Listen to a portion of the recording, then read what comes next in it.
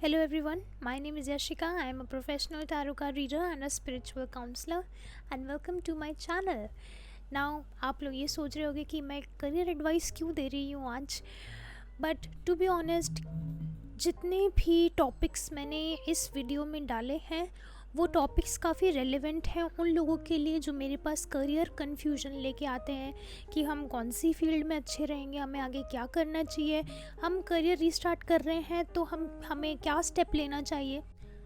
और जो भी एक्टिविटीज़ मैं आपको बताऊंगी वो या तो आप स्टेप बाय स्टेप कर सकते हो और या फिर आप इंडिविजुअली भी कोई भी एक एक्टिविटी उठा के करो, किसी ना किसी लेवल पे आपको क्लैरिटी ज़रूर मिलेगी।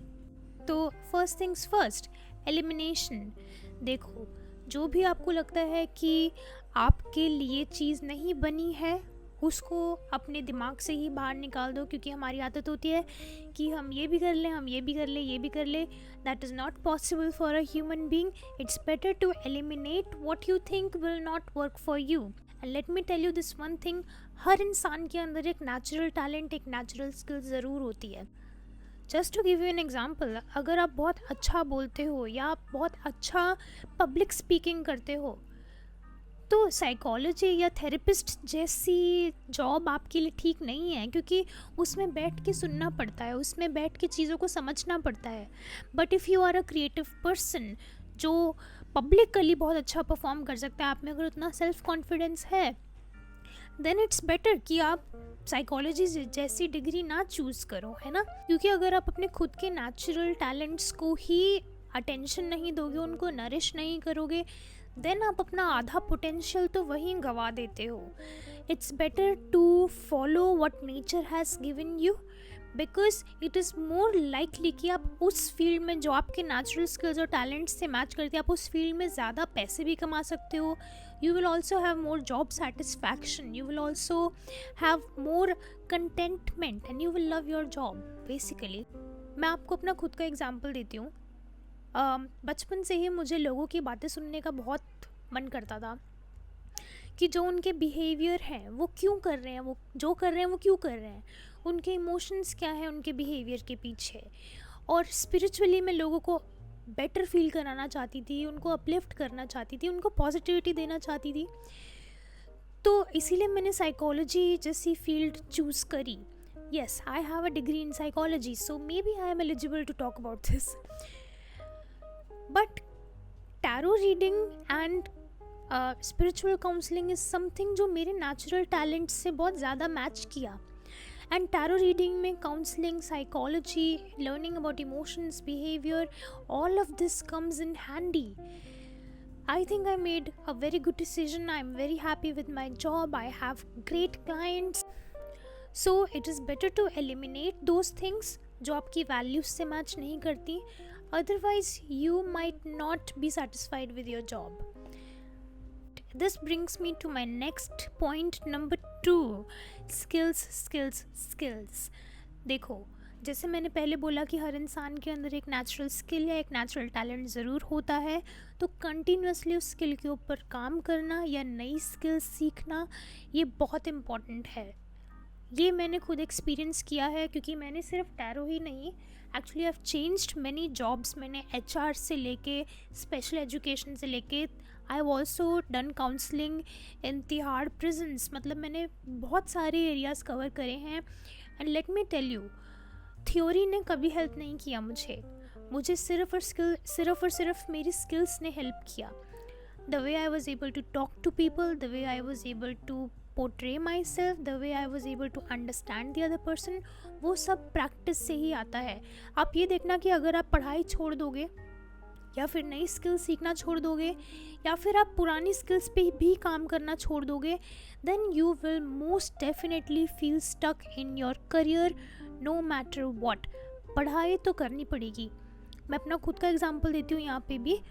मेरे को इस फील्ड में 7 साल हो गए हैं, टैरो वाली फील्ड में, बट आज भी सोने से पहले मैं कोई ना कोई बुक पढ़ के ज़रूर सोती हूँ रिलेटेड टू टैरो, चाहे मैं एक पेज पढूँ, बट कुछ इन्फॉर्मेशन मेरे दिमाग को मैं देती हूँ, बिकॉज आई बिलीव कि क्योंकि टैरो तो मेरी बहुत पुरानी स्किल हो गई अब, तो it's always good to refresh that.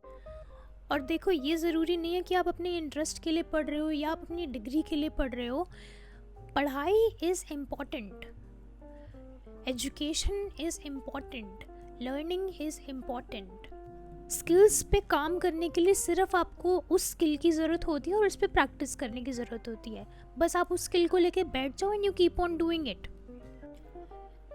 And किसी भी स्किल पे पैसा फेंकने से बेटर है, मतलब ऑफ कोर्स अगर आपको पता है कि अगर पैसा देने से वो चीज़ आपको हेल्प करेगी देन यू शुड.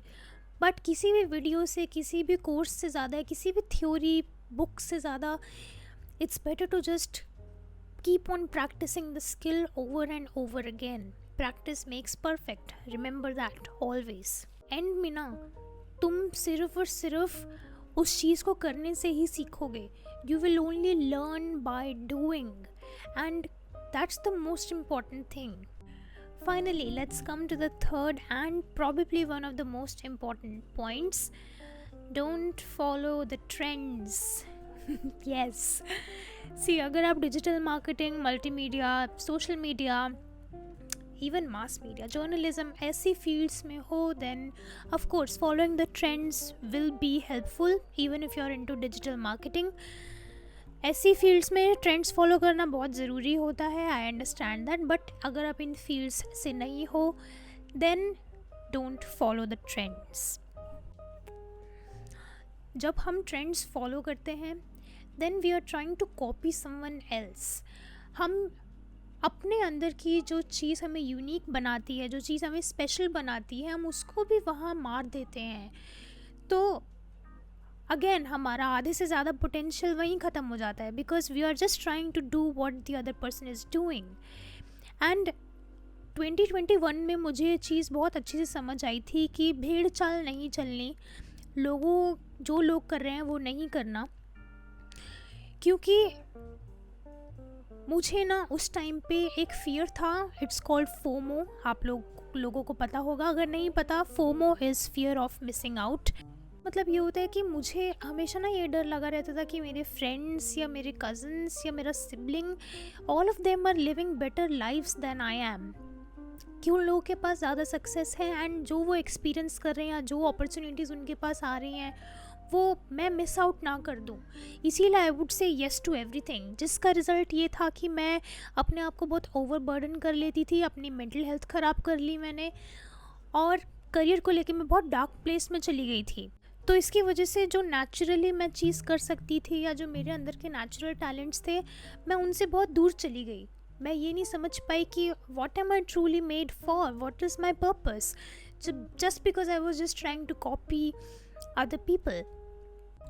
और ये बात तो सच है कि ट्रेंड्स फॉलो ना करने के लिए बहुत विल पावर चाहिए होती है, बहुत स्ट्रेंथ चाहिए होती है. कि लोगों से अलग अगर खड़ा होना है ना तो उसके लिए बहुत ज़्यादा स्ट्रेंथ की ज़रूरत होती है, जो आजकल मैं लोगों में नहीं देखती हूँ, टू बी ऑनेस्ट.